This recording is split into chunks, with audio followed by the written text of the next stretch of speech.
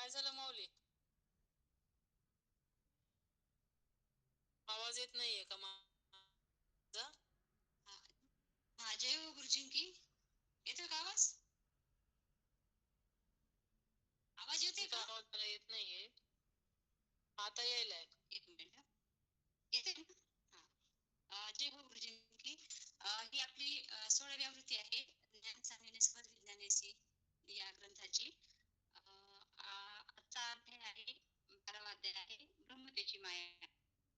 ब्रह्मतेची माया हा अध्याय सुरुवातीला गणेश भैयाने घेतला होता, दुसऱ्या वेळेस संगीताताईने, तिसऱ्या वेळेस दीपाताईने, चौथ्या वेळेस विवेक भैया, पाचव्या वेळेस मीराने घेतला होता, सहाव्या वेळेस संगीताताईने घेतला होता, परत सातव्या वेळेस प्रकाश सरांनी घेतला होता, नंतर ढोले सरांनी, 9व्या वेळेस अपर्णाताईचे पप्पा त्यांनी घेतला होता, 10व्या वेळेस बायजांनी घेतला होता, 11व्या वेळेस भोसले सरांनी घेतला होता, 12व्या वेळेस राम भैयानी भूमला आहे तो, त्याच्यानंतर परत सुरेखा घोणेने घेतला होता, त्याच्यानंतर मीराने घेतला होता, त्याच्या 14व्या आवृत्तीच्या वेळेस मी घेतला होता, आणि त्याच्यानंतर परत आम्ही त्यांना पण घेतला होता, आणि आता ही 15व्या आवृत्तीच्या वेळेस आपला डॉक्टर संगीताईंनी घेतला होता, आणि आता ही 16वी आवृत्ती आहे.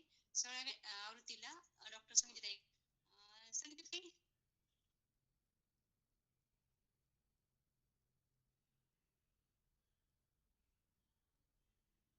आवाज येतोय का संगीताई?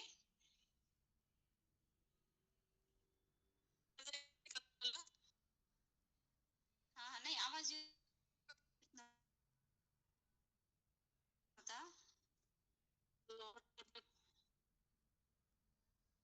आवाज माझा? हा, घ्या म्हणलं आता. ब्रह्मते अडकत येऊ लागलंय. जिने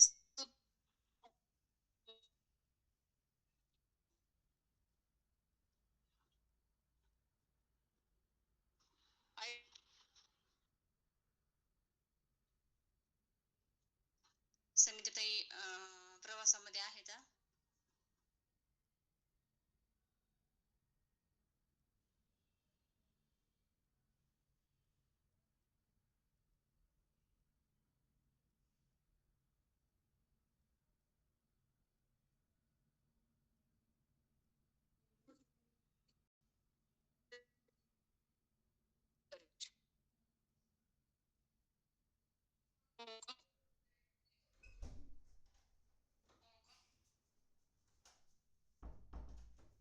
आवाज येतोय का माऊली?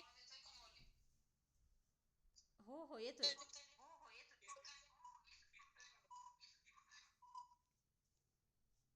मी हॉटस्पॉट सुरू करते. येतोय कोणतरी आवाज. हॉटस्पॉट सगळे का बटन? वायफाय चालू करा. येतोय. येतोय आवाज संगीताई. हे बघ बरं check करू का? येतोय. नथिंग का? हा, येतोय आवाज. ओपनच आहे. येतोय ना? हो लागलाय माझा आवाज येत असेल. ठीक आहे. तर म्हणणं होतं, हो तुम्ही हो गेल्या वेळेस प्राण ऊर्जेस्तो प्राणायाम घेतला होता ना? हॅलो हो हो, घेतला होता.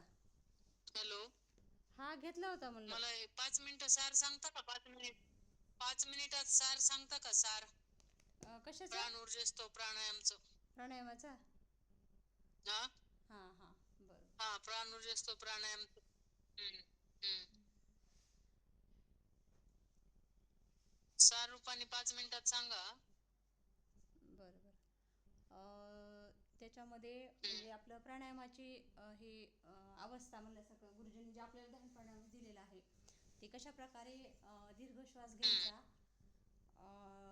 आणि तो हम्म, रोखून धरायचा, आणि त्याच गतीने जसं आपण मंद गतीने घेतलेला असतो श्वास, तर तसाच आपण सोडायचा. कारण बऱ्याच वेळा आपलं असं होतंय हो की आपण घेताना इतकं सावकाश व्यवस्थित घेतो, पण सोडताना घाई करतो. म्हणजे मला जेवढं त्याच्यातलं थोडंफार समजलं किंवा उमजलं, किंवा मी हो ना, त्याच्यातून हो ना. बोध घेतला मी त्याच्यातनं, की असं आहे की बाबा आपण हा दीर्घ जसं प्रेमानं घेतो, तसंच ते सोडताना सुद्धा, श्वास सोडताना सुद्धा तेवढंच प्रेमानं आणि शांत सोडायचा. हं? आणि मध्ये मग आपलं आपण प्राणायाम केल्यानंतर आपलं आयुष्य कसं वाढतं, प्राणायाम केल्यानं आपण आनंदी कसं राहतो, म्हणजे असे बरेच उदाहरण गुरुजींच्या भाषेमध्ये सांगितलेले आहेत. आणि आपल्याला असं म्हणजे हो. सोपं सोपं गुरुजींनी आपल्याला त्याचा अर्थ सांगितलेला आहे की प्राणायाम केल्यानं आपण फक्त प्राणायाम करतोच हे दाखवण्याची गरज नाही आहे. तर ती आपल्या कृतीमधून आपल्याकडं पाहून हे बाकीच्यांना इतर लोकांना समजलं पाहिजे. आणि फक्त समजण्यासाठी किंवा दुसऱ्याला दाखविण्यासाठी सुद्धा आपल्याला प्राणायाम करायचा नाही.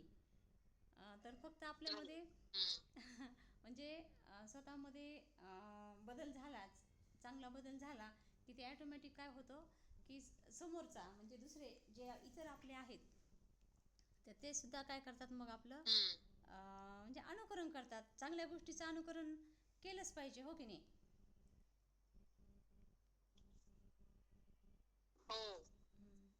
आणि मग गुरुजींनी आता विशिष्ट पद्धत सांगितली आपल्याला कसं प्राणायाम करायचा, किती वेळ त्याला वेळ द्यायचा, किंवा मग प्राणायाम करण्यासाठी आपण हा. कसं शुद्ध असलं पाहिजे,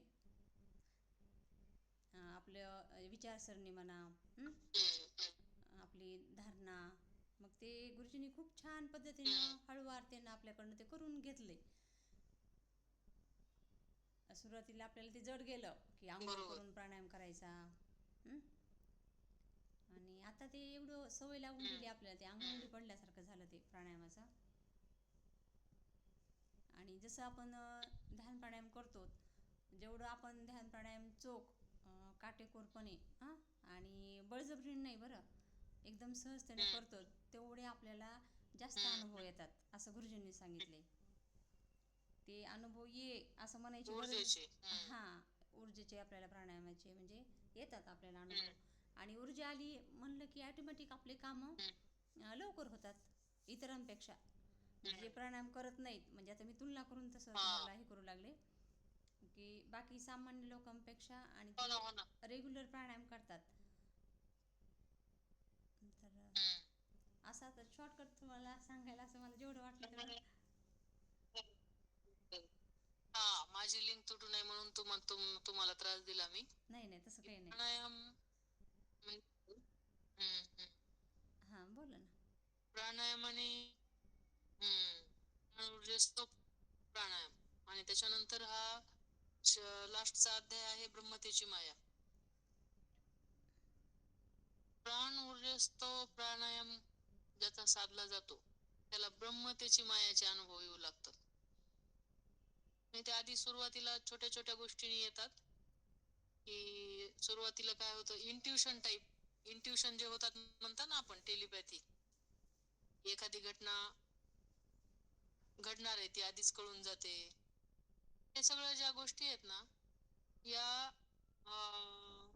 योगायोग चमत्कार असं नाहीये. जसा प्राणायाम चांगला साधला गेला त्याला ब्रह्मतेची मायाचे वेगवेगळे अनुभव येऊ लागतात. आपण अगोदर हा अध्याय वाचून घेऊ. जिने ब्रह्मांडाला भ्रमात पाडले, ब्रह्म ऋषीच्या पदप्राप्त्यर्थ 60,000 वर्ष तपश्चर्या करणारा विश्वामित्र महान तपस्वी, परंतु सौंदर्य सम्राज्ञी मेनकेच्या मोहपाशात सापडला आणि एवढी तपश्चर्या माती ती माया. मायेचे काही उदाहरणं दिलेत इतिहासातले, ते घडलेले आहेत ते गुरुजींनी. मातेच्या गर्भात ज्याला ब्रह्मज्ञान झाले असा पूर्ण वैराग्याचा महामेरू शुक्राचार्य, परंतु गंधर्व कन्येच्या मोहस्तुतीने ज्ञानभ्रष्ट झाला ती माया. ब्रह्मपुत्र काममुक्त नारद, गंधर्व युगलाची जलक्रीडा पाहून कामयुक्त झाला व नारदाची नारदी झाली अशी पुराणे सांगतील ती माया. ऋषी पत्नी अहिल्याच्या अभिलाषेने स्वर्ग सम्राट देवेंद्राच्या सर्वांगाला भगे पडली ती माया. एक का दोन अशी अनेक उदाहरणे पुराण इतिहास देईल. पुराणाच्या इतिहासात द्यायचं होतं काय, इथं किती योग भ्रष्ट आहेत सध्या कलियुगात, तर खूपच योग भ्रष्ट आहेत नाही काय. म्हणजे मायेचं तर इथं पुरं आलाय, मायापुरच आहे. एक का दोन अशी. मग माया म्हणजे काय, अभिलाषा, प्रलोभन. अध्यात्म विशेषत्वाने दोन प्रलोभने सांगतं, कामिनी आणि कांचन. परंतु एवढी दोनच विषय आहेत काय, अधपाताला 5 ज्ञानेंद्रिय, त्यांचे 5 विषय व उपविषय यांची बेरीज अनंत होईल असे वाटते. अनंत विषय, अनंत प्रलोभने हेच खरे. वर निर्देशित केलेली उदाहरणे केवळ स्त्री विषयाचीच आहेत हे खरे. मला एक गोष्ट आठवते. गुरुजी सांगतात, एके दिवशी स्वर्लोकीचे इंद्राचे आसन हादरले. याचा अर्थ भूलोकीवर एखाद्या ऋषीची तपश्चर्या वाढलेली असावी. इंद्राने खाली भूलोकात डोकावले. एक प्रखर तपस्वी एक प्रखर तपश्चर्या करतो आहे असे त्याच्या दृष्टीस पत्तीस आले. त्याने तात्काळ अप्सरापैकी तिलोत्तमेस बोलावले आणि आदेश दिला आणि दाखविले, भूलोकावर एक तपस्वी तपश्चर्या करतो आहे, त्याची तपश्चर्या भंग करायची आहे. तिने तो ऋषी पाहिला आणि इंद्रदेवास सांगितले, मी हे काम करू शकत नाही, कारण तो फार प्रखर वैराग्य संपन्न आहे. त्याच्या क्रोधी दृष्टीबरोबर मला तो भस्म करेल. इंद्र खचित झाला. त्याने युक्ती केली. त्याने भिल्लाचा वेश घेतला. समाधीस्थ ऋषी केव्हा जागा होतो हे न्याहाळले. बरोबर त्यावेळी तो त्याच्या समोर हात जोडून उभा राहिला आणि ऋषी काय हवंय असे म्हणाला.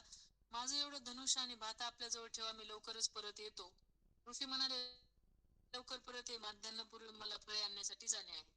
तो म्हणाला, हो, आणि निघून गेला. आलाच नाही. माध्यान्हानंतर ऋषी धनुष्य आणि भाता आपल्या बरोबर घेऊन निघाला. मार्गात फळाने लगडलेले आंब्याचे झाड पाहिले. काही फळे पाडाची होती. त्यास युक्ती सुचली. फळे पाडायची कशी? त्याने धनुष्याला बाण लावला. बरोबर पाडाची पिकलेली फळे पाडले.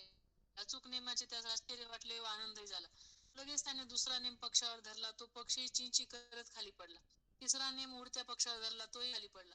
चौथा नेम धावत्या हरणावर, तेही मरून खाली पडले. दिवसभर हेच करीत राहिला. त्याचे सर्व पुण्य संपले. त्याचे काम यशस्वी झाले. तपश्चर्या भंग करायला अप्सरास लागते असे नव्हे. याचा अर्थ कुठलाही मोह आकर्षण साधना भंगाला पुरे होते. तीच माया. आकर्षणच मायेचं रूप असे नव्हे, तर तिरस्कार हेही मायेचं रूप आहे. आता ब्रह्मतेची माया सांगायला सुरुवात केली गुरुजींनी. मायेचे रूप वेगवेगळे. आपल्याला वाटतं की ते पॉझिटिव्ह, तसे निगेटिव्ह पण रूप आहेत. सद्गुण ही ईश्वराची रूपे. सत्य, अहिंसा, प्रेम, करुणा ही सद्गुण ही ईश्वराची रूपे. त्यामुळे भक्त सद्गुणांची कास धरून असतात, परंतु सांसारिक मोहमाया विनाशाला कारणीभूत ठरते. त्याप्रमाणे मुक्तीची प्रलोभने साध्यातील अडसर बनू शकतात. म्हणजे जसं संसारामध्ये कामिनी, कांचनी, इतर गोष्टी, सुविधा, हे सगळे जसं अडसर आहेत किंवा ते मोहाला कारण होतात किंवा दुःखाला कारण होतात, तसं अध्यात्मामध्ये सुद्धा अवस्था, स्थिती, नाही का, भुक्ती, मुक्ती, ईश्वर भेटला तर काय मागल, मुक्ती मागल, नाही का, अशा गोष्टी. म्हणजे गुरुजींनी आपल्याला पहिलाच धडा म्हणजे मागायचं काहीच नाही, नाही का. गुरुजींना काहीच मागितलेलं आवडत नाही प्रभूपाशी, कारण प्रभू एक तर सर्वज्ञ आहे, त्याला माहिती आपल्याला काय पाहिजे. आणि अजून गुरुजी एकदा म्हणले की, गुरुजींना म्हणलं होतं, गुरुजी नियोजन करणं आपल्या याच्यात आहे का? तर गुरुजी म्हणले, नियोजन करण्यात काही गैर नाही, पण नियोजन केल्याने काय होतं, आपण त्याच्या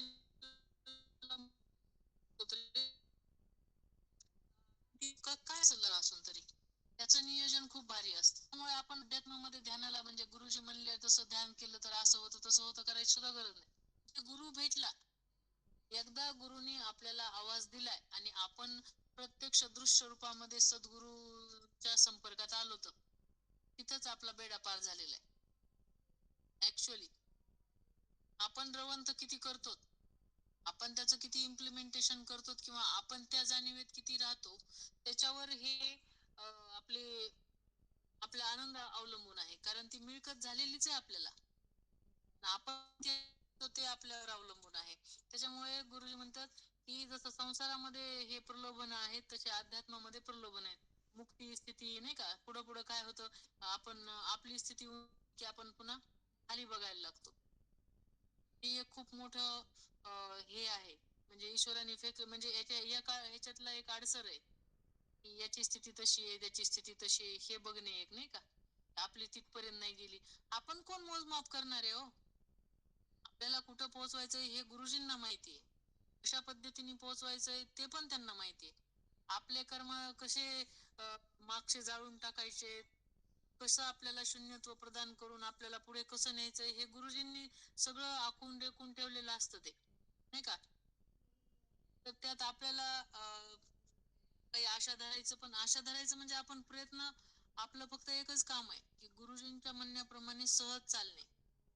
त्याच्यामध्ये मग जर आपण असं आध्यात्मिक स्थित्यांचा त्याचा विचार केला, आपले काही वर्ष, म्हणजे माझे तर खूप वर्ष गेलेत बाबा याच्यामध्ये.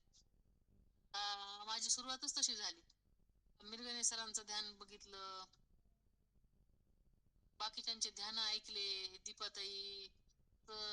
दीपाताईचा माझा परिचय तसा उशिरा झाला तो गाढ झाला, पण उशिरा झाला. पण मला ध्यान जास्त माहीत झाले होते सरांचे. कारण बीडमध्ये आम्ही सरांसोबत त्यांच्या घरी ध्यानाला जायचो गुरुवारी. मला वाटायचं सरांना म्हणजे आता सरांना ध्यान लागतंय म्हणजे ईश्वर त्यांना त्यांच्या समोर प्रगट झालाय. आणि आपण मातीच्या गोळ्यावानी बसलो होतो आणि आपल्याला ध्यान लागत नाही म्हणजे आपण काय पापी येतं नाही का, असले हे विचार सगळे. आपण कमकुवताच येतं आणि आपण असेच येतं, आपण तसेच. त्याच्यात तर लय मोठा वेळ गेला. कधी सामूहिक ध्यानामध्ये काही लोकांचे ध्यान बघितले, आपल्याला कसं काय ध्यान लागत नाही. मग गुरुजींसमोर उघड डोळे उघडून बसायचे मी. आणि कधी कधी वाटायचं गुरुजींसमोर म्हणजे ध्यान करण्याची काय गरज आहे, गुरुजी साक्षात ब्रह्म आहेत असं पण विचारायचे. लय मोठी चिकित्सा ते ते तिकडे ते ब्रह्मकुमारीचं आधीच नॉलेज असल्यामुळे चिकित्सा गुरु समोर पाठी कोरी लागते, पण माझी कोरी नव्हती. त्यामुळे गुरुजींनी पराकाष्ठा केली पुसण्याची आणि पुन्हा नवीन लिहिण्याची नाही का. गुरुजी म्हणले आपण पहिलं पुसतो तर दुसरं लिहितो. तर माझा भरपूर वेळ गेलेला याच्यामध्ये की मला अशी अवस्था यावा, मग तशी यावा, मग तशी अवस्था आल्यावर कसं होईल, मग गुरुजींच्या अवस्थेत गेल्यावर कसं होईल. मी त्यातले इमॅजिनेशन सुद्धा केलेलेत म्हणजे की ध्यानाला बसायचं आणि आपण गुरुजींच्या अवस्थेला पोहोचलो तर अशा आविर्भावामध्ये जायचं. मग त्याच्याने ते ध्यान खूप छान लागायचं, ही गोष्ट वेगळी. तसल्या प्रयोगामध्ये म्हणजे मला सांगायचं असं याच्यातून आपण अध्यात्मामध्ये पण आपण ध्येय ठरवून घेतो. आणि अलीकडे एक वाक्य माझ्या हृदयाला इतकं स्पर्श झालंय गुरुजींचं, तसं मला सांगू वाटत नाही. कारण तो एक साधनेचा भाग झालेला आहे. साधना सांगू नाही म्हणतात. एक म्हणजे एकदम अलिप्त भावाने सांगते. गुरुजी म्हणले ते फायद्याची एक गोष्ट बघू नका. त्याच्यावर जरा चिंतन मनन झालं तर असं खूप क्षुद्रत्व वाटलं स्वतःला की अरे आपण आपण प्रत्येक गोष्टीत फायदाच बघतो ना. ध्यान केल्याने काय होते, फायदा होतोय.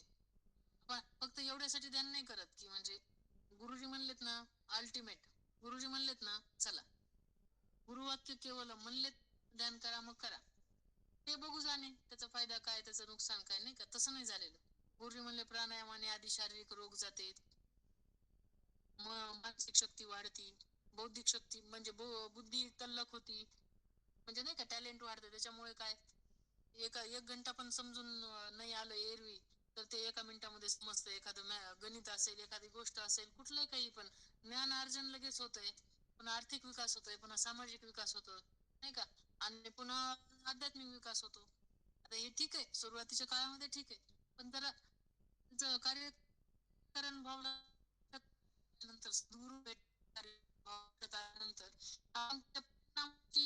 विचार करणं काही गरजेचं नाही. म्हणजे विचार करणं न लगे म्हणजे कर्मयोगामध्ये श्रीकृष्णाने की कर्मफळाचा फक्त विचार करू नको, कर्म कर त्याच्या फळांचा विचार करू नको. तसं हे प्राणायाम ही जी दिलेलं आहे गुरुजींनी, ध्यान प्राणायाम ते फक्त आपण गुरुजींनी दिले म्हणून आता करणं म्हणजे गरजेचं आहे.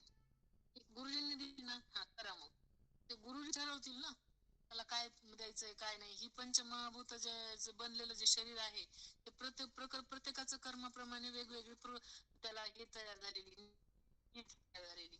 मग कुणाची नियती कशी पुसून काढायची, मग त्याला शून्य करून पुन्हा कुठं न्यायचंय काय, हे सगळं गुरुजींनी आपण ठेवलेलं आहे, रेखून ठेवलेलं आहे. फक्त ते त्याला अनुकूल जगत राहणं हे आहे अनुकूलता प्रदान करणं. जे सर मला म्हणायचे, मी सरांजवळ नेहमीच कंप्लेंट करायचे, सर मला ध्यानच लागत नाही.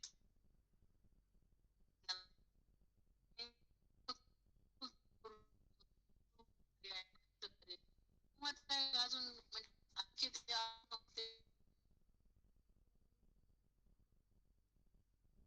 चालवण्याची आवरण तेव्हा पूर्ण हे निघाले नसल्यामुळे तेव्हा ते लक्षात येत नसायचं की अनुकूलता प्रदान करणे म्हणजे काय. सोपा अर्थ सुरू केला की अनुकूलता प्रदान करणे म्हणजे बाबा वेळेवर प्राणायाम करणे, गुरुजींनी सांगितलं मग स्नान करून करणे, बस स्नान करून करणे. मग अशा प्रकारे त्याचा अर्थ घेत घेत आता गुरुजी इथपर्यंत येऊन पोहोचलेत की आता प्राणायामाचा सुद्धा विचार म्हणजे आपण सत आणि असत या दोन्हीच्या पलीकडे जायचंय ना आपल्याला. म्हणजे गुरुजी म्हणजे भावाच्या पलीकडे जायचंय.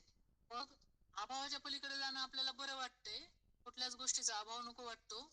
भावाच्या पलीकडे जायचं म्हणल्यावर आपल्याला थोडस ते म्हणजे आपल्याला ते प्रवाहाच्या विरोधात गेल्यासारखं वाटतंय. म्हणजे ते हे सांसारिक जगताच्या समाज सापेक्ष किंवा काय जे योगी ते काही उद्देश ठेवून करत असतील त्याच्या सापेक्ष हे सगळं विपरीत वाटेल.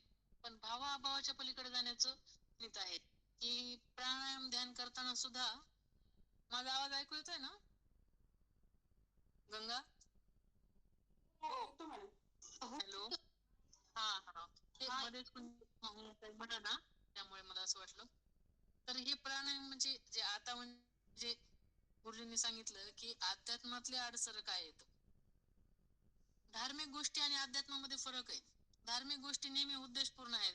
एक गोष्ट फायद्याची बघू नका म्हणलेत ना गुरुजी, तेव्हापासून जणू काही असं वाटलं की माझ्या वयाचे 50 वर्ष मी फक्त एका अंध म्हणजे असं अंध नाही म्हणता येत त्याला, पण एक निद्रेमध्ये गेले असं वाटतं मला. म्हणजे मला असं वाटतं फक्त गुरुजी मला भेटले, गुरुजींनी वेळ दिला. गुरुजी जेव्हा जेव्हा गुरुजींच्या भेटी झाल्या तेवढे क्षण अमर झाले. बाकी काय ते सगळं म्हणजे जणू काही फायद्याचंच बघितलं, नाही का?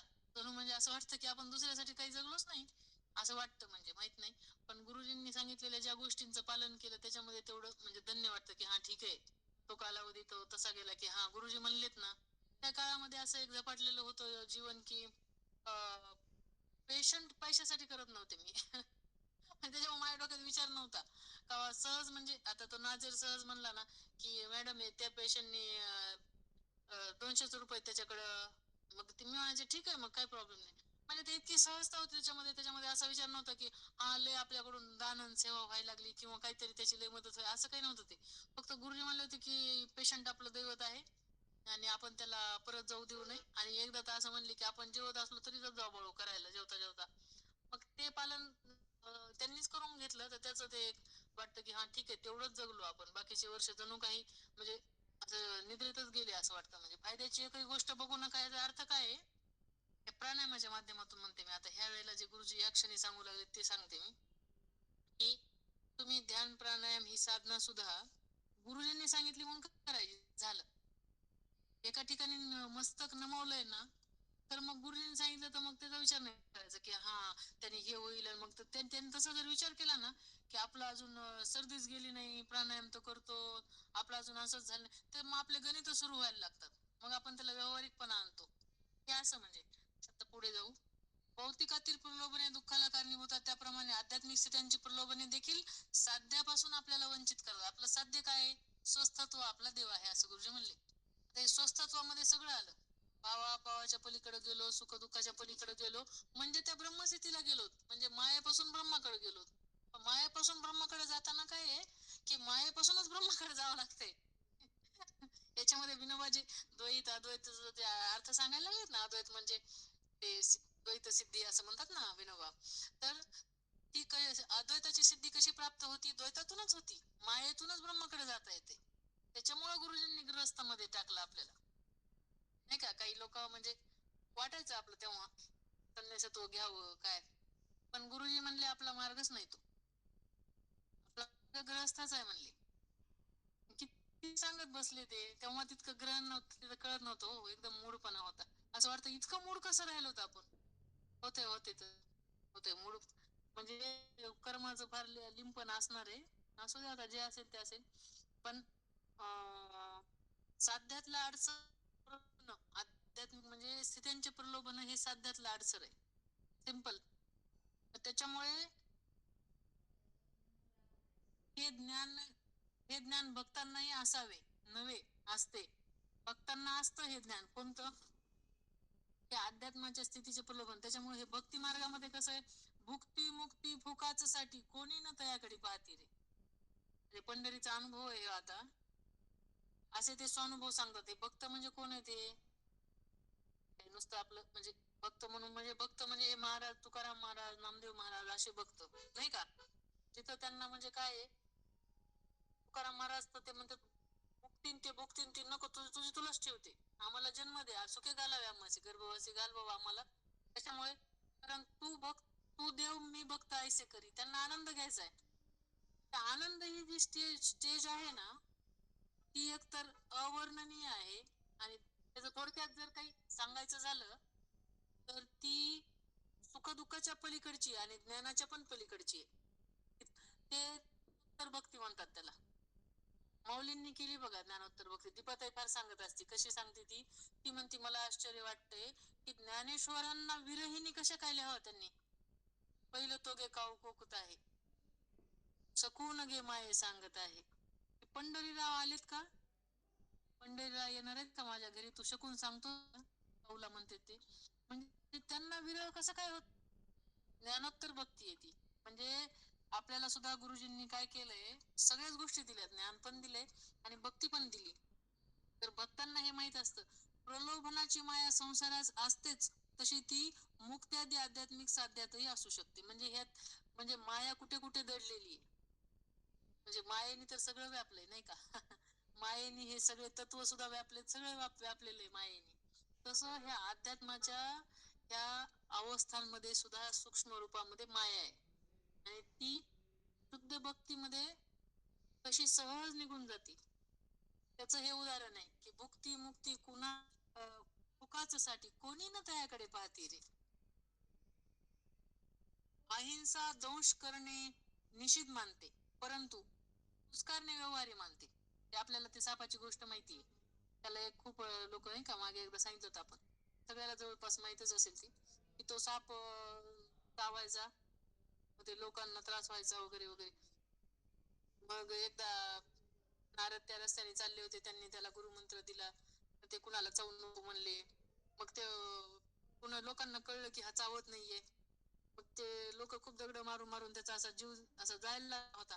पण त्यानं ते ते गुरुमंत्र जपला. मग नारदजी आले, ते म्हणले अरे तुझी हालत अशी कशाने झाली? ते म्हणले तुम्हीच म्हणला होता चावून. ते म्हणले अरे मी तुला फणा काढायला काय नको म्हटलं नव्हतं, फुसकार काढायला नाही, तू नुसतं फुस करायचं, त्यांना काही त्यांनी इजा होणार नाही. तसं ते म्हणजे कधीतरी तसं करावं लागतं. पण म्हणले होते एकदा, मी कुणाला तरी बोलले होते, मला ते कस तरी व्हायचं, म्हणजे बोलले बोलून तर जाणार पण कस तरी होतं ते पुन्हा. गुरुजी म्हणले एखाद्या वेळेस चालतंय बाळू, कधी कधी फणा काढावा लागतो. ते असं ते म्हणजे, परंतु ज्ञानेश्वरांना मान्य नाही. ज्ञानेश्वर काय म्हणतात, त्यांना वाटतं की ते फुसकारणं पण नको, त्यांच्या मनी कुणा नुचलावी अथवा भूता परस्परी जोड मित्र जीवांचे. पुरस्कारने तर लांबच राहिलं. ते म्हणले बोई सुद्धा नाही. ते गुरुजींचं म्हणजे गुरुजींच्या जीवनात ते साक्षात दिसतं आपल्याला. गुरुजी कुत्र्याला दगड एकदा कसा मारला होता ते आपण लहानपणी ते गोट्या खेळताना गोटी कशी फेकतो तशी खालच्या हाताने, तसं ते कुत्र्याला दगड तर लागलाही नाही पाहिजे, कुत्रा गेला. म्हणजे ते गुरुजींनी ती पूर्ण हिंसा पाळली. आपल्यासारख्यांना म्हणजे तितकं शक्य नसेल तर कमीत कमी पुरस्कारणं ठीक आहे, ही त्यांची सदिच्छा.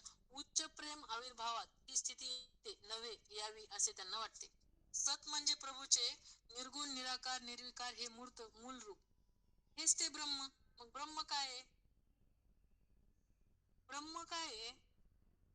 प्रभूचे निर्गुण निराकार निर्विकार हे रूप आहे. आणि आपल्यासाठी ती स्थिती आहे. आपण कसं घ्यायचंय ते, आपण तर आकारात आहोत, आपण तर विकारात आहोत नाही का, आपण तर सगुणात आहोत, म्हणजे आपण तर आपलं सगळं उलटच आहे ना. आपण निर्गुण निराकार निर्विकाराच्या ऐवजी सगुण आकार आणि विकारात आहोत. मग आपल्याला ब्रह्म कसं, आपण स्वतःला ब्रह्मरूप मध्ये कसं पाहायचं आहे, तर आपल्याला त्या स्थितीमध्ये जायचं आहे. म्हणजे शरीर तर शरीर आणि सावली असं त्याचं उदाहरण पुढं दिलेलं आहे या अध्यायामध्ये. तर आपल्याला असं उदाहरण घ्यायचंय की शरीर म्हणजे शरीर आणि आत्मा नाही का. आता या शरीरामध्ये राहणारे आपला चेतन आत्मा किंवा चैतन्य म्हणायचे गुरुजी त्या आत्म स्वरूपाला, तर ते चैतन्य आहे निर्गुण निराकार निर्विकार, आणि आपलं शरीर दिसतंय ते सगुण साकार नाही का आणि विकारी. तर त्या आपली ती मंजिल काय आहे, म्हणजे दोन्ही म्हणजे एकाच ठिकाणी माया आणि ब्रह्माचा वास आहे. इनफॅक्ट मायेकडून ब्रह्माकडे जाय, फक्त परिवर्तन करायचंय आपल्याला, फक्त परिवर्तन करायचं आपल्याला, फक्त दृष्टी बदल करायचा आहे. आंतरदृष्टी बदलली म्हणजे ते श्रीकृष्णाने अर्जुनाला जेव्हा विश्वरूप दाखवलं, तेव्हा त्याला दाखवलं आणि म्हणायला लागले बघ माझं हे इकडं इतके हे तर तितके, आणि त्यांनी बघितलं की हा तर एकदम शून्यात बसलाय, याला काही दिसना झालंय. मग त्यांच्या लक्षात आलं की याला दिव्य दृष्टीची राहिली, पण रूप दाखवत गेलो डायरेक्ट, याला काही रूप दिसलं नाही आपलं. मग त्यांनी त्यांची दृष्टी दिली, म्हणजे काय दिलं, अंतरदृष्टी बदलली, म्हणजे ती ज्ञान दृष्टी दिली ती नाही का. मग तेव्हा त्याला ते रूप दिसायला लागलं. तसं आपल्याला फक्त आपण म्हणतो ब्रह्मतेची माया ब्रह्मतेची माया, म्हणजे काय कन्फ्युजन आहे की तेच माया आणि तेच ब्रह्म. तर आपल्याला फक्त आपली अंतर्दृष्टी बदलायची, प्रत्येक गोष्टीकडे बघण्याचा आपला दृष्टिकोन बदलायचा आहे, आणि तो गुरुजींनी ऑलरेडी बदललाय. आपण करू लागलो. आपण आपल्याला जितकं समर्थ समर्थ म्हणजे अहंकाराच्या ह्यानी नाही, समर्थ समजून म्हणजे गुरुजींनी आपल्याला सगळं देऊन टाकलेलं आहे, आपल्याला ही दृष्टी आलेलीच आहे आणि आपण त्याला आत्मस्वरूपाने बघू शकतो. जसं की कर्मयोगात त्यांनी सांगितलंय की प्रत्येक कर्म, पुढे गुरुजींनी सांगितलं याच्या या पाठामध्ये की माया आणि ब्रह्मामध्ये एक एकदम परस्पर विरोधी संबंध दाखवलाय. आणि कर्मयोगामध्ये ते कसं सांगितलंय की प्रत्येक कर्म यत करोशी यदशनासी यत जुहोशी ददासी तत् करोशो काय ते तत्करुषो मदार्पणम. म्हणजे प्रत्येक कर्म मला माझं म्हणून कर आणि मला अर्पण कर, संपलं. तिथंच माया आणि तिथंच ब्रह्म. मायेचं रूपांतर लगेच ब्रह्मात तात्काळ. यत करोशी यदच नाही, तू जे जे संकल्प करशील, तू जे जे कर्म करशील, तू जे जे बोलशील, ते सगळं माझं म्हणून कर आणि मला अर्पण कर. झालं. त्याला कर्मयोग म्हणजेच तिथं तिथंच ब्रह्म होऊन जाते. ती माया तिथंच ब्रह्म होती. म्हणजे माया ही ब्रह्म आहे असं आपल्याला कन्वर्ट करता येतंय ते जगण्याने, आपल्या जगण्याने. आणि जगण्याच्या अगोदर काय असतंय, आपला विचार असतो ना, संकल्प. म्हणजे आतली दृष्टी. आपली आतली दृष्टी, लोक म्हणजे जशी दृष्टी तशी सृष्टी. मग आपण जर विचार केला की नाही नाही, काय हे कलियुग आहे आणि कशाचं इथं जगणं तसं शक्य, आणि आपण जर असं विचार केला की नाही नाही, गुरुजींसारखा समर्थ सद्गुरू परमेश्वर आपल्यासाठी सद्गुरू बनून आला आणि आपण आपली दृष्टी कोणत्याही किती आपण काही झालं तरी आपण ही दृष्टी ठेवू शकतो, तर ठेवू शकतो, नाही का? त्यातून आपल्याला तसं बघायचंय की ब्रह्म ह्याची माया आपल्याला त्या दृष्टिकोनातून बघायचंय की स्वतः आपण मायेत आहोत. मायेने आपलं हे शरीर बनलंय, मायेच्या आधाराने. आणि मायेच्या आधाराने आपण विकारामध्ये, गुणांमध्ये आहोत. पण आपल्याला याच्या पलीकडे कसं जायचंय, तर त्या आंतरदृष्टीने जायचंय. आणि ती ही दृष्टी आहे जी श्रीकृष्णाने अर्जुनाला दिलेली आणि ती गुरुजींनी आपल्याला दिलेली. आपल्याला अर्जुनाच्या पंक्तीत नेऊन बसवलंय आणि पुढे एकदा गुरुजी असं म्हणले की आपल्याला अर्जुन नाही व्हायचं रे बाळू, त्याच्याही पुढे जायचंय. म्हणजे अर्जुन जो कृष्ण जाताना गांगरून गेला होता, त्याचं धनुष्य गळून पडलं होतं, तर ते आपल्याला नाही व्हायचंय. कोणत्या स्थितीने आपल्याला विचलन नाही झालं पाहिजे, नाही का? त्याच्यामुळे काही स्थित्या देतात गुरुजी. म्हणजे माझ्या इतकं अद्भुत आहे गुरुजींचं प्रकरण. बाबा, त्याला काही तोड नाही. म्हणजे जगात चॅलेंज नाही त्या गोष्टीला. म्हणजे एखाद्या गोष्टीतून बाहेर किती गोष्ट देतात ते, म्हणजे मायेमधून बाहेर काढण्यासाठी माया देतात. बरोबर आहे का?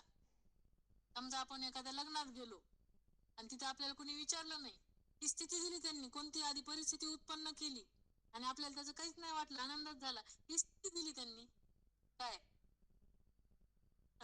लक्षात येतं का? आवाज येतोय का गंगा? हो हो येतोय. नाही आलं आवाज येतोय पाहू. का? म्हणजे हा नाही आलं अद्भुत नाही येत.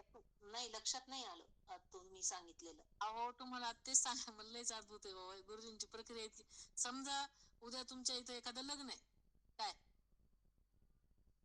उल्का मौली, आवाज येतोय का? येतोय येतोय. हा हा. आता मी इथून आले पुण्याहून खास तुमच्या लग्नासाठी, काय हा तुम्ही तिथं मला काहीच विचारलं नाही हा आणि मी सद्भावनेने लग्न लावून खुश झाले. जी परिस्थिती माझ्यासाठी ईश्वराने क्रिएट केली हा त्यात मला आनंद झाला ना. मी त्यातून पार पडले ना. मला असं वाटलं नाही की यांनी विचारलं नाही. मला दिसायलंय की हे विचारण्यात काय, पण माझ्या चित्तावर त्याचा काही परिणाम होईना. माझी स्थिती, मला स्थिती प्रदान केली ना गुरुजींनी. म्हणजे मायेपासून त्यांनी ब्रह्मापर्यंत नेलं ना. तसं प्रत्येक गोष्टीमध्ये मायेपासून ब्रह्मापर्यंत जायचंय आपल्याला. आता आपल्याला समजा बाबा एखादा केशर आंबा खूपच आवडतोय, काय अतिशय गोड आणि अतिशय चविष्ट केशर आंबा आपल्याला खायला मिळतोय. पण आपण तो अशा याने खातोय की ठीक आहे, म्हणजे पण त्या याने घेत नाहीये. म्हणजे ते जे असतं ना, ते बघून खाणं. आणि एक ते ठीक आहे, म्हणजे खातोय आपण, आवडतो ना, हा ठीक आहे, सहज खातोय. ते हे आहे की माया आणि ब्रह्म हे जे प्रकरण आहेत ना, ते रोजच्या जीवनामध्ये छोट्या छोट्या गोष्टीपासून मोठ्या सगळ्या गोष्टीपर्यंत ते आपल्याला अवलंब करायचा त्याचा. माया याची ब्रह्म जे आहे ना, ते समजून घेण्यासाठी नाही नुसतं. म्हणजे प्रत्येक अध्यात्माचा अर्थात प्रत्येक वाक्य हे जगण्यासाठी आहे. हे कसं जगायचंय हे. हा बाबा, मी तर अलीकडं मी म्हणलं की अलीकडं मला तर आहे ना इतका आनंद होतोय. कोणी माझ्याकडे दुर्लक्ष केलं, कोणी मला अपमानित केलं, कोणी माझी निंदा केली, मला इतकं चांगलं वाटतंय. आणि मग मग मोठ्या मोठ्या लोकांचे मला वाक्य आठवते की ह्या मणी कशा बनल्या, निंदकाचे घर असावे शेजारी, म्हणजे या सगळ्या गोष्टी कशासाठी बनवल्या गेल्या? तर ह्या गोष्टी मायेपासून ब्रह्मापर्यंत जाण्यासाठी, साधकासाठी असतात ह्या गोष्टी, असाव्या. इनफॅक्ट असाव्या, म्हणजे गुरुजी म्हणायचे किंबहुना त्या असाव्या लागतात. आणि त्यातून पार गेल्यानंतर माणसाचा जो प्रवास असतो ना, तो इरिव्हर्सिबल, म्हणजे पुन्हा परत येण्याचा नसतो. तुम्ही स्वतः जमिनीवर लोळण घेतल्यानंतर तुम्हाला अजून कोण खाली पाडेल हो? कोण पाडणार आहे तुम्हाला? तुम्ही त्याच्या पार गेलात ना, काय पाडणार आहे तुम्हाला कोण? तुम्ही म्हणजे ह्याचं जे भावा अभावाच्या पलीकडे जे म्हणलेत ना गुरुजी, एखाद्याने लय मान दिला, अहो काय होते त्या मानाने? त्याने तुम्हाला सिंहासनावरच नेऊन बसवलं, ते काय करायचं त्याच? तुमच्या आतमधला अंतरात्मा आणि तुमची दृष्टी जर दिव्य आणि व्यापक असेल आणि प्रत्येक गोष्टीमध्ये त्यालाच बघत असेल, तर मग तुम्हाला कशाच काही वाटणार नाही. आणि हे ते ब्रह्म आहे, हे ते ब्रह्म आहे. चालतं बोलतं ब्रह्म म्हणजे जे आहे ना, ती ही स्थिती, ती गुरुजींची स्थिती होती हो. जे कसे असेल ना, ते कसे त्याच्या आवाज नाही म्हणायचे की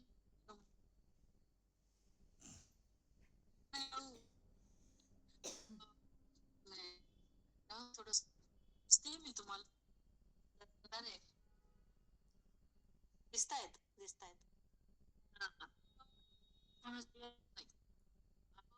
नाही, प्रभावात राहायचं. त्यांनी नुसतं सांगितलं, त्यांनी प्रत्येक गोष्ट जगून दाखवली.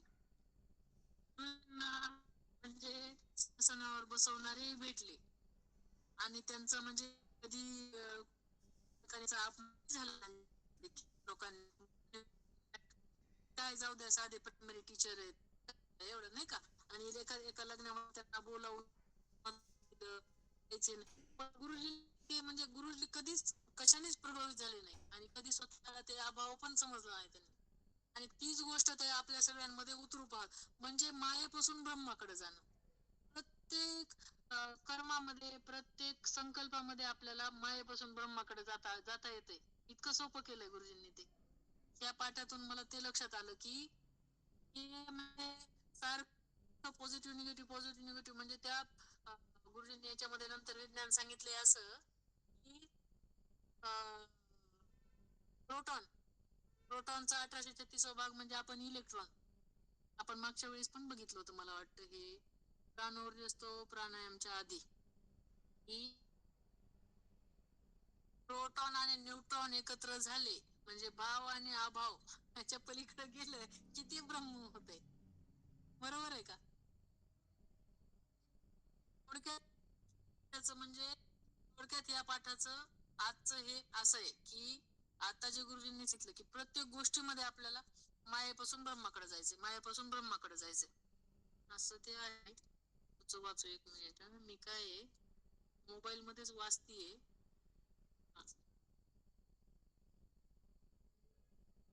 तत् म्हणजे प्रभूचे निर्गुण, निराकार, निर्विकार हे मूळ, हेच ते ब्रह्म. परंतु त्याच्याही प्रलोभनापासून दूर असलेला पुंडलिक, आता बघा पुंडलिक तर इतका सांगितलाय बाबा गुरुजींनी, देवाशपथ काय सांगू तुम्हाला. ताराशी आलेल्या परब्रह्माला विसरतो. ब्रह्माचे मूल्य ब्रह्माला काय, म्हणजे पुंडलिक, त्याला काही नाही फरक पडत. ज्याला मूल्य आहे त्यास आकर्षण आहे. म्हणजे आपल्याला जर आपण आपल्याला रोज म्हणजे एका क्षणाला आपल्याला आपलं कळू शकते की आपल्याला नेमकं मूल्य कशाचं आहे बाबा. मग आपल्याला साध्या खाण्याच्या गोष्टीपासून कशाचं बी, मग कपड्याचं असल, दागिन्याचं असल, स्थितीचं असल, मानाचं असल, अपमानाचं, कशाचं मूल्य आहे ना, मग तिथं आपण मायेत आहेत. म्हणजे मूल्य असू नये असा भाग नाही त्याचा, तो सहजता असावी कोणत्याही गोष्टीमध्ये. गुरुजींचा आपला समाधान, देवाविषयी अखंड स्मरण असलेला तो भक्त, आणि देवाविषयी अखंड विस्मरण भक्त. विस्मरण कशामुळे झालंय त्याला? अहो ही मिठाची बाहुली समुद्रात जाऊन पडली ना, आता त्याला वेगळं कसं करणार? त्याच्याने भक्तराज होऊन बसलाय पुंडलिक. संत तुकाराम त्या स्मरण देतात, योगी झाले 28 अजूनही न म्हणे बैस. याचा अर्थ स्मरण देऊनही जास्त स्मरण येत नाही. टंक नाही तर काय, भक्त तो जो विभक्त नाही. मिठाची बाहुली म्हणजे समुद्रात गेली, विभक्तच नाहीत ना, ते एकच झाले ना ते. ब्रह्म भक्त ही ब्रह्म तो पुंडलिक. याची तुकाराम महाराज अतिशय सुंदर व्याख्या करतात. म्हणजे काय, माया त्याची ब्रह्म, ब्रह्म त्याची माया, अंग आणि छाया जैसी तैसी. आता ब्रह्म त्याची माया आणि माया त्याची ब्रह्म महाराज या चरणात ते माया आणि ब्रह्माचे अद्वैत प्रकट करतात. उत्तर चरणात त्याचा संबंध सांगतात. म्हणजे अद्वैत म्हणजे काय, ब्रह्म आणि माया एक आहेत हे म्हणजे द्वैत नाही, दोन नाहीत असं ते सांगतात. आणि दुसऱ्या चरणात काय म्हणतात, अंग आणि छाया जैसी तैसी. म्हणजे आता कुणी जर म्हणलं की मी तुम्हाला 100-200 रुपये तुम्ही सावली आणि शरीराला वेगळं करावा, इथं उन्हात एक जण माणूस उभा राहिलाय आणि याची सावली जरा रोडच्या पलीकडच्या बाजूला सावली करा आणि इकडच्या बाजूला शरीर ठेवा, जमते का? कशाने शक्य नाही ते. करा, विज्ञानाचे प्रयोग करा, किती करा, मरू मरू करा, काहीच होणार नाही त्याने. म्हणजे सावली आणि शरीर जसं अविभक्त आहे, म्हणजे ते विभक्त नाही ते अंग आणि छाया, तसं ब्रह्म आणि माया आहे. एकाच नाण्याच्या दोन बाजू म्हणू त्याला. अंग आणि छाया पूर्वार्धात एकत्व आणि उत्तर भेद, सत्य आणि भ्रम यातला, असे का? म्हणजे ब्रह्मावर झालेला भ्रम म्हणजे माया. आता कुणी म्हणाल सावली, आता सावलीचं काय आहे प्रकरण, शरीर आहे तर सावली, ब्रह्म आहे तर माया. तर ब्रह्मावर मायेचं हे भ्रम म्हणजे माया आहे, म्हणजे ब्रह्मावरचा भ्रम म्हणजे माया आहे. त्यामुळे माया ही ब्रह्मरूप दिसू लागते, हा मायेचा प्रताप. जसं की म्हणजे याचं सगळ्यात जवळचं उदाहरण असं आहे की आपल्याला आपण शरीर म्हणजे आपण वाटतो, हे सगळ्यात मोठं म्हणजे मायेचं उदाहरण. म्हणजे काय आहे की आपल्याला आपलं शरीर म्हणजे आपण वाटतो ना, आपल्याला जरा पण वाटत नाही की याच्या आतमध्ये एक चैतन्य काम करतंय, कारण आपल्याला त्याचा अनुभव नाही ना. आपण शरीराच्या दृष्टीने जे कर्म करतोय तेच आपल्याला खरे वाटतात. म्हणजे की शरीराशी निगडीत शरीराचे आपले जे नातेसंबंध जे आहेत ते तुटू नये वाटतंय, त्यांचं काही म्हणजे विरह होऊ नये कुठल्याही प्रकारे. म्हणजे आपण शरीराशी निगडीत जेव्हा आहे तेव्हा आपण भ्रमात आहोत, म्हणजे मायेत आहोत. जेव्हा आपण चैतन्याशी निगडीत आहोत म्हणजे आपण स्थितीवर आहेत. म्हणजे स्थिती आणि परिस्थिती, स्थिती म्हणजे ब्रह्म आहे आणि परिस्थिती म्हणजे माया आहे. आपण जेव्हा देह आणि देह विषयीच्या गोष्टीमध्ये आपण अडकून बसतोय किंवा रममान राहतोय, त्याला आपण माया म्हणायचं. आणि जी म्हणजे परिस्थिती येते. आणि चैतन्याशी निगडीत आपले जेव्हा उच्च विचार असतात आणि आपण त्या ब्रह्मानंदात लीन असतो, ते आपलं ब्रह्म आहे, आपली ती ब्रह्मस्थिती आहे, ती स्थिती आहे. आणि देहाशी निगडीत आहे ती परिस्थिती आहे. परी म्हणजे परिस्थिती, पर म्हणजे ती आपली नाही. म्हणजे देह आपण आहोत नाहीये, आपण भ्रमात्मक जगतोय. देहासाठी आपण काही करतो नाही का, म्हणजे मी तर करते चांगलं दिसण्यासाठी, सगळ्या वापरून बघितले आहे, केलं ते केलं नाही का. म्हणजे उदाहरण द्यायला लागले त्याचं, हो उदाहरण द्यायला लागले. म्हणजे माणूस कसा, म्हणजे माणूस आता आपण देह हे समजतो ना, पण आपण त्याला टिकून ठेवा वाटतंय, चेहऱ्यावर झुर्री दिसू नये वाटतंय, वय झालं तरी वय दिसू नये. खोटच आहे की हे सगळं, म्हणजे खोट्याच गोष्टी आहे सगळ्या, म्हणजे परमात्मक गोष्टी. हो म्हणजे खरं सांगते, म्हणजे ते आहे ना. मला वाटतं तसं की आपण म्हातारा दिसू नये बाबा, काहीतरी एखादं म्हणजे चला योगा करा, मग त्याच्यामुळे काय हे योगा करणं वाईट नाही, पण एक सांगू लागले म्हणजे की माणसाचं मग किती जास्त जी गोष्ट नाही ती मानणे स्वतःला, तो भ्रम आहे. तसं प्रत्येक गोष्टीमध्ये मग काय मानायची नाही का, मग करायची नाही का, काळजी घ्यायची नाही का, असं कुणी म्हणेल. अहो ते करा, हो सहजपणे करा तुम्ही, सहजता पाहिजे त्या गोष्टींमध्ये. ते जर आपण एका विशिष्ट उद्देशाने, ते फायद्याने, प्रत्येक गोष्टीत फायदा फायदा बघितला ना, हा मग काय त्याचा उपयोग नाही. त्याच्याने माणूस वेडा होऊन जाईल, वेडा. ह्यानी काय होते आणि त्याने काय होते, ह्यानी काय होते आणि त्याने काय होते. सहजते म्हणजे घडतंय ते योग्य आहे. आटापिटा करून करून त्या गोष्टी काही होत नसतात. तर थांबा आता एक मिनिट, आता शरीर आणि याचं उदाहरण छाया तैसी ते झालं, ब्रह्मावरती आवरण झालं का. तर त्यामुळे माया ही ब्रह्मरूप दिसू लागते, हा मायेचा प्रताप. त्यामुळे खरा संबंध आहे हे चरणाच्या उत्तरार्धात सांगावे लागते. शरीर सत्य, छाया ब्रह्मरूप. याच अर्थाने शंकराचार्य सांगतात ब्रह्म सत्य जगन मिथ्या. वरील अभंग जणू सिद्धांचा भावार्थ व भाष्यार्थ आहे. विनोबा सांगतात शंकराचार्याच्या जगन मिथ्याचा भावार्थ, मिथ्या म्हणजे खोटे नव्हे, मिथ्या म्हणजे भासात्मक. तुकारामाच्या अभंगाचा मत हाच आहे, छाया म्हणजे माया. याविषयी अनेक विद्वानांनी अनेक मते मांडली आहेत. भगवंतांनी गीतेच्या 15व्या अध्यायात विश्वमायेच्या अश्वत्थ वृक्षाच्या रूपकाने वर्णन केले आहे. सामान्य वृक्षाची मुळे खाली असतात, फांद्या वर असतात. मात्र संसार वृक्षाची मुळे वर आहेत आणि फांद्या खाली आहेत. या उपराट्या स्थितीमुळे या वृक्ष तोडायचा कसा, भगवान उपाय सांगतात. असंग शस्त्रेन दृढेन चित्वा. माझं फार आवडतं वाक्य हे.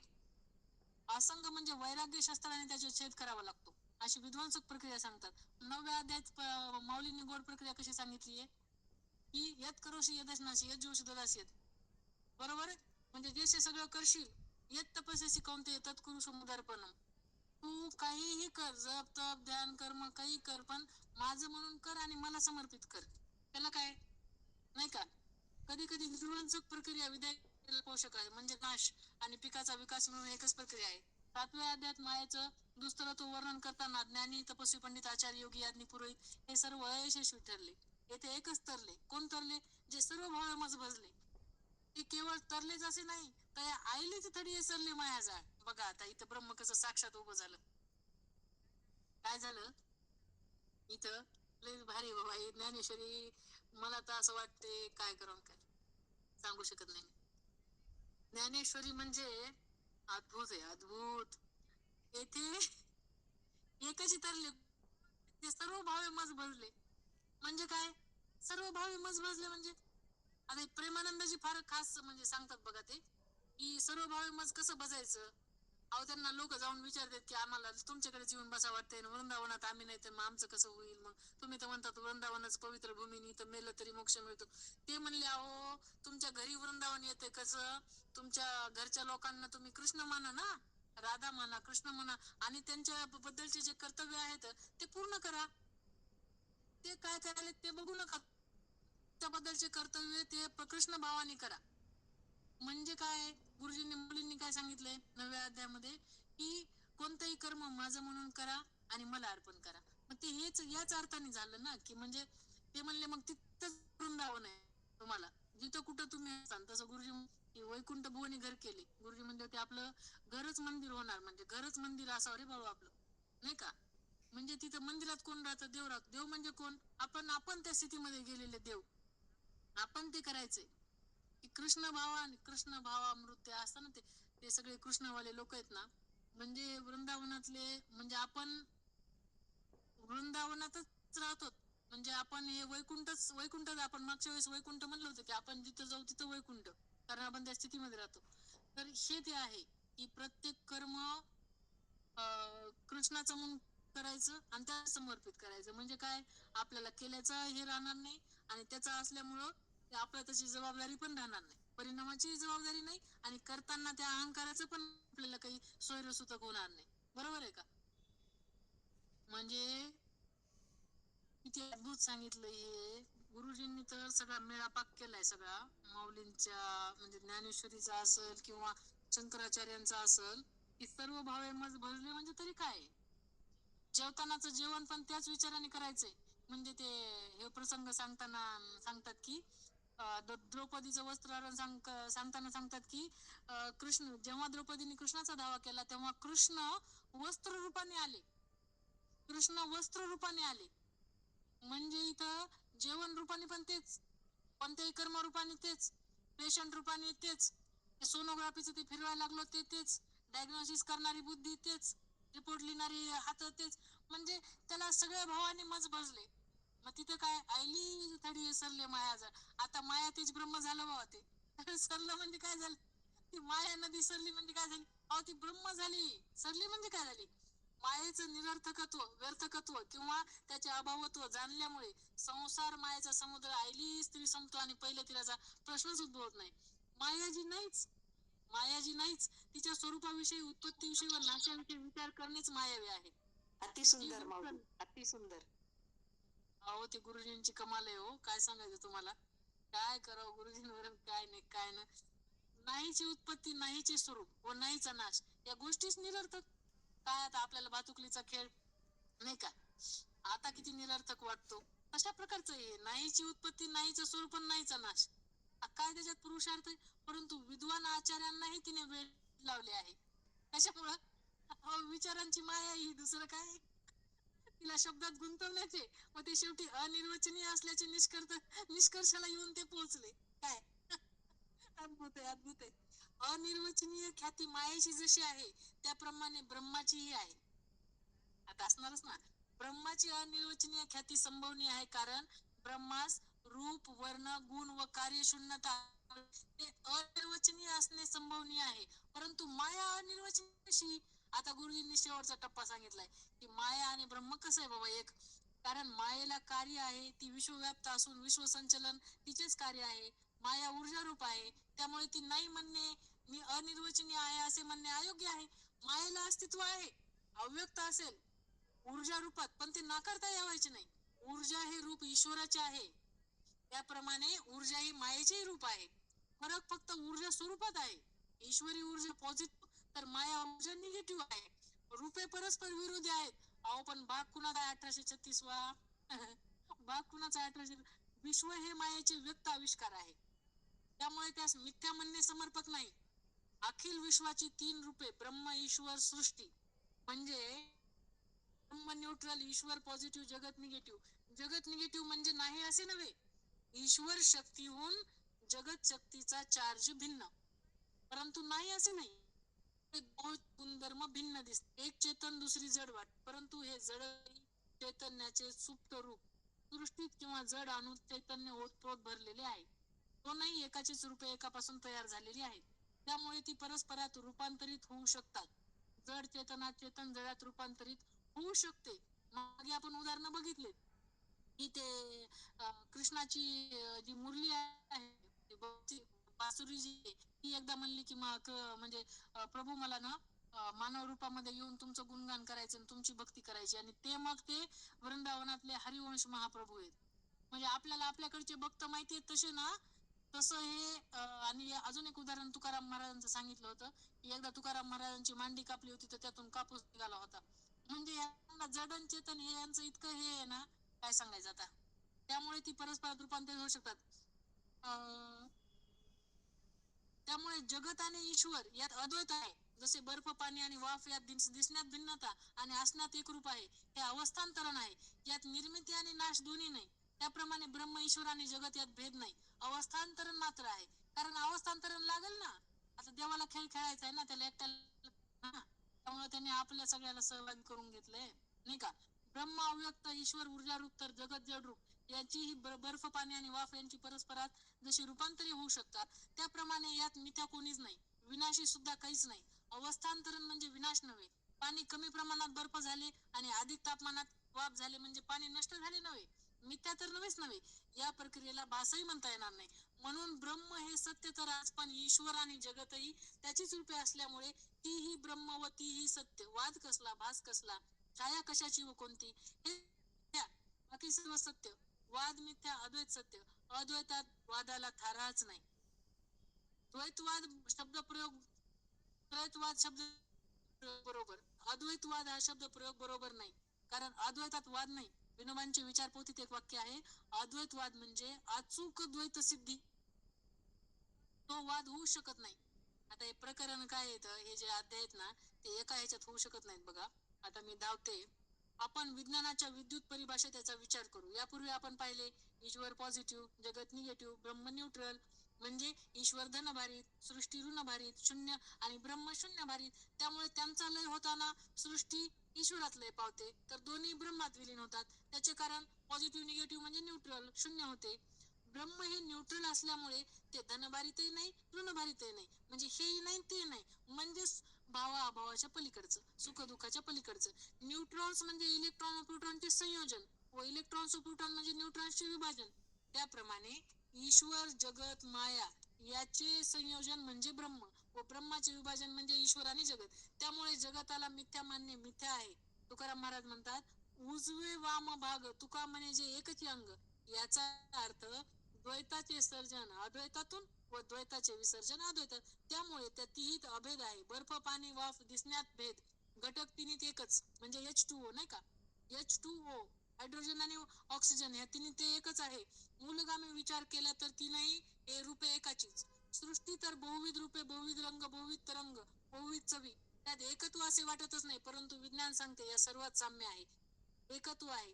जेवढे पदार्थ तेवढे एका हायड्रोजनचाच विस्तार व रंग, रूप, स्वर, वजन हे या एकाच गतीचे कमी अधिकाचे परिणाम.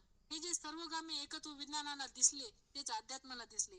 शंकराचार्यांना म्हणण्याच्या पाठीमागे हे बहुरंगी बहुगुणी विश्व तसे नाही, ते जड नव्हे, ते चेतनही नव्हे, ते निवडून आहे. भिन्नत्व ही माया, अभिन्नत्व हे सत्य. वा, शंकराचार्यांचं बघा, त्याला तुम्ही काय, ते माया आहे म्हणजे तो विचार भिन्नत्वाचा माया आहे, आणि अभिन्नत्व जे पाहताय ते सत्य आहे म्हणजे ब्रह्म आहे. जगताला मिथ्या म्हणण्याचा उद्देश दिसते तसे नव्हे. ही माया आहे, मिथ्या आहे, सत्य आहे, एक ब्रह्म. विश्व परिवर्तनात्मक म्हणून भासात्मक.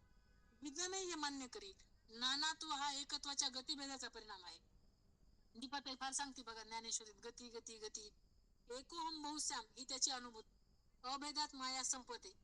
मायाची उत्पत्ती द्वैतात अद्वैतात नाही. सृष्टी माया आहे व सृष्टीतील सर्व पदार्थ जीव माईक आहेत असे म्हटले जाते. माईक म्हणजे नाशिवंत, तर आहे त्याबरोबर करणारे आहे. त्यात कांचन सत्ता आदींचा आद्य ब्रह्म आहे. त्यांच्या प्रार्थ्यार्थ सर्व जग आसुसलेले आहे. या विश्वातील वस्तू माईक आहे की अभिव्यक्ती माईक आहे. कांचनादी जड वस्तूने आपण प्रभावित व्हावे हा वस्तूंचा दोष की वृत्तीचा? सगळं वृत्तीचं हो. वस्तू बिचारी निर्विकारी, तिला आपणच अभिलाषित झालो. वस्तूचा काय दोष? दोष मोहित वृत्तीचा. माईकत्व आपण सृष्टीवर आरोपित करतो. आपल्याला कशाचे आकर्षण वाटते?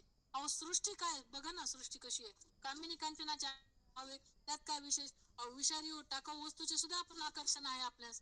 मद्य, सिगारेट, तंबाखू या काय आकर्षण करणाऱ्या वस्तू आहेत, त्यांनाही आपण कवटाळतो, स्वीकारतो. याचा अर्थ आपली वृत्ती मूळ आहे, म्हणजे अयोग्य योग्य न करणारी, आणि आपण आरोप करतो सृष्टीतील वस्तू. वृत्ती आपली आहे. म्हणून पतंजली योग सांगतो, चित्तवृत्ती निरोध. सर्व वासनांचे मूळ चित्तवृत्ती, तिचा निरोध करा आणि संसारातून निवृत्त करा. आतो निराकारी निर्विकारी ब्रह्माशी संलग्न करा, मयामुक्त व्हाल, सुखी व्हाल. वा, आपल्याला तर आसोपी सांगितली वा गुरुजींनी. प्रत्येक गोष्टीमध्ये कसं मायेपासून ब्रह्मामध्ये जायचंय. प्रत्येक गोष्टीमध्ये ते दृष्टीचा फरक आहे, फक्त लगेच सृष्टी बदलते.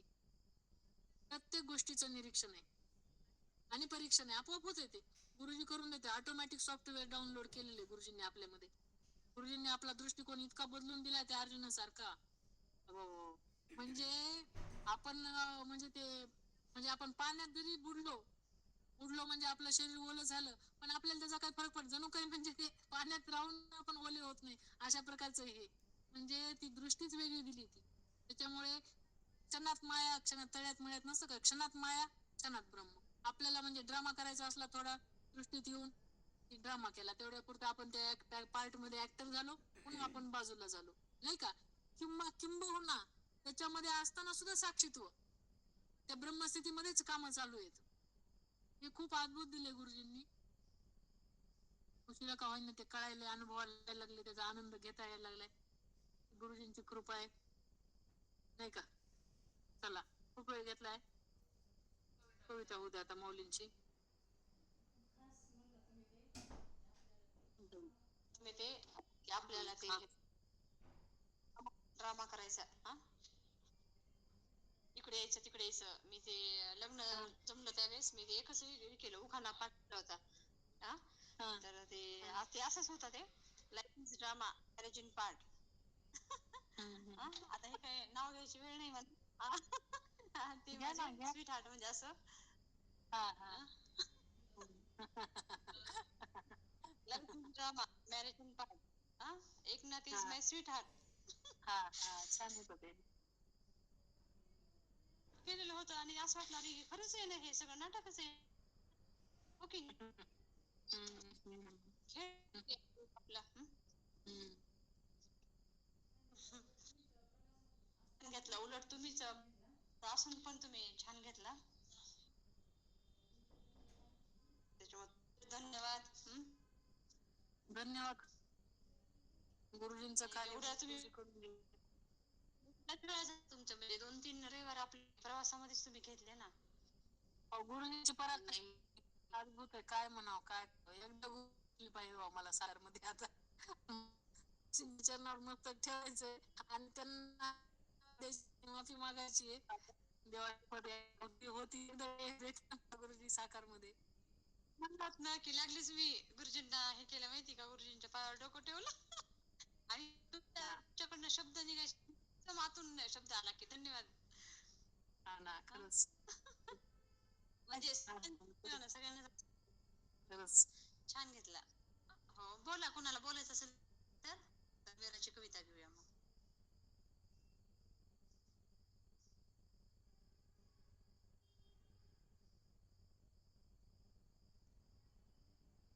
उल्का मॅडमला बोलायचंय का? निसाली मॅडम.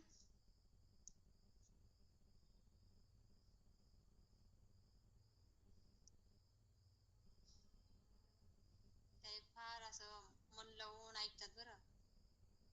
त्या फारच निष्ठावंत आहेत हं. फार प्रेम आहे त्यांना. काय हरकत नाही. मीरा, 9 वाजले. कविता देश. घेते? हो हो. नाही, आदेश नाही. घे कविता. ही कविता आहे सूर्यावरची. आज जसं सत्य आणि माया या दोनच गोष्टी केंद्रीय, सूर्य सत्य वाटला आणि पृथ्वी ही जी आहे ती माया वाटली. त्याच्यामध्ये सूर्यावर अनेक कविता आलेल्या आहेत, त्यापैकी ही एक आहे संध्याकाळी आली कविता. यामध्ये पृथ्वी जी आहे प्रिय आहे आणि सूर्य जो आहे तो प्रियकर आहे आणि तो जातानाच्या जे चित्र आकाशामध्ये उभे राहतात त्यावर केलेली कल्पना आहे. माया आहे थोडक्यात. रंगाळलेली संध्याकाळ. हे रंग आहेत, हे रंग आहेत की पृथ्वीला तू भेट दिलेले काव्य. हे रंग आहेत की पृथ्वीला तू भेट दिलेले काव्य. हे तुझ्या परतीच्या निरोपाचे शब्द आहेत की काळोख्या रात्री भयभीत डोळ्यात पेरलेले स्वप्न दिव्य. हे रंगाळलेले आकाश आहे, हे रंगाळलेले आकाश आहे की जड अंतकरणाने परत निघालेल्या तुझ्या रंगाळ पाऊल खुणा. हे रंगाळलेले आकाश आहे की जड अंतकरणाने परत निघालेल्या तुझ्या रंगाळ पाऊल खुणा. ही रंगीत वाट आहे क्षितिजा पुढे निघालेली की विरहाच्या कल्पने रेखाटलेली रंगरंजना. की उद्या भेटूयाचा आशावाद. तुझ्या आकाशी कुंचल्यात आहेत तरी असे किती रे रंग. पृथ्वीला निरोप पाठविण्याचे प्रत्येक क्षणी नवे नवे ढंग. तुझ्या निरोपाने ती सुखावते खरी, तुझ्या निरोपाने ती सुखावते खरी, पण रडते रे रात्रभर. पण तू तर खऱ्या प्रियकराची व्याख्या, पण तू तर खऱ्या प्रियकराची व्याख्या. रात्रभर हिरवळीवर ढाळलेल्या विरह अश्रूंनाही आपल्या किरणांनी चुंबून तिचे रडणे तू सार्थक करतोस. विरह अश्रूंनाही आपल्या किरणांनी चुंबून तिचे रडणे सार्थक. तुझ्या प्रेम सातत्याची कसली रे ही अर्थता, तुझ्या प्रेम सातत्याची कसली रे ही अर्थता. विरहाती पृथ्वीला पुरावा देतोस सतत आपल्या अस्तित्वाचा, सतत आपल्या अस्तित्वाचा. जय हो गुरुजी. वा, छान मीरा. हो, काय अद्भुत आहे, काय काय त्या मीराला कुठंतरी नेऊन ठेवावं सिंहासनावर लांब उंच. कुठेतरी आकाशात एक सिंहासन मांडावं छान आणि छान खूपच कौतुक करावं तिच्या त्या मनाचं.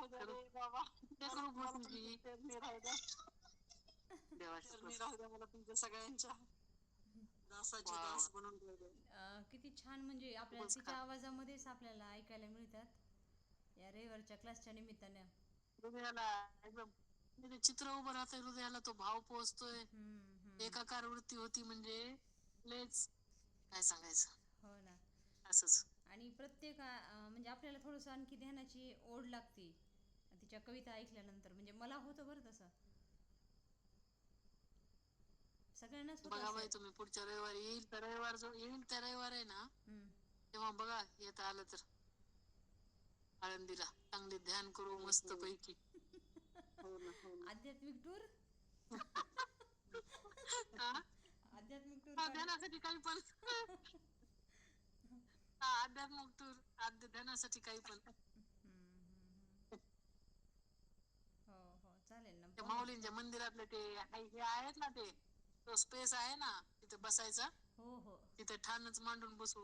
आपण गुरुजींबरोबर गेलो होतो तो पण मला ते क्षण आठवतात सगळे, हो की नाही. करूया आपण नियोजन, बाकी काय म्हणतात ते.